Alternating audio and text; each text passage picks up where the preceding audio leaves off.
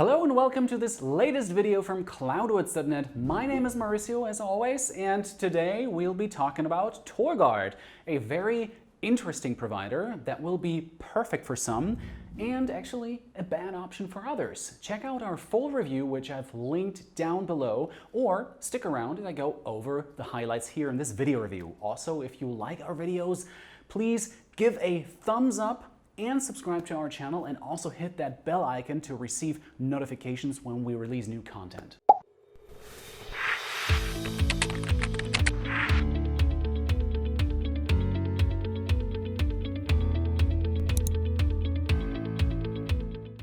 TorGuard is a great VPN that will keep your data safe, can be very good for streaming, and is pretty affordable to boot. However, we rarely rank it very high among the top of our VPN reviews because you need to spend some extra money to get the most out of it, and because it isn't that great to use for people unfamiliar with VPNs. It's not hard to use as such, but you do need to know what you're doing if you start messing with its settings and so forth.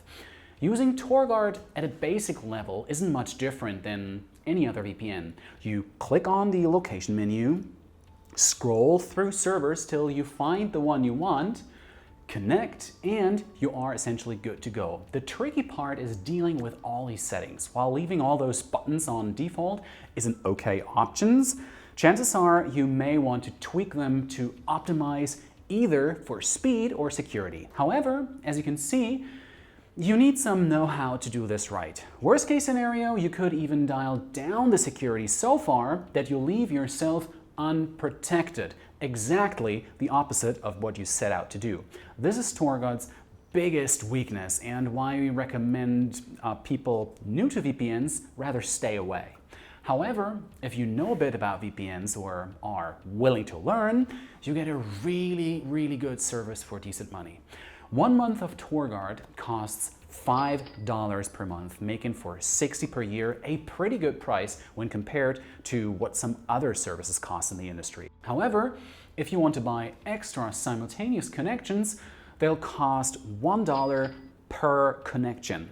Another extra cost is when you want to use a dedicated IP for specific purposes like streaming, which range from a few bucks to as much as $8 for the ones that get you through to Netflix, what a lot of people of you want. In the end, you could spend as much as $15 per month using TorGuard, which is just too much when compared to the competition. ExpressVPN may cost as much as $100 per year, but it gets you through to everything TorGuard does, and obviously straight out of the box.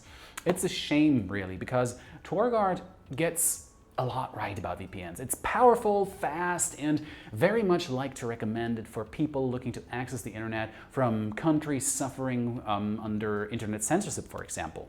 That said, for certain people, it will be the perfect VPN, and we recommend you check it out if you think you are one of them based on our description.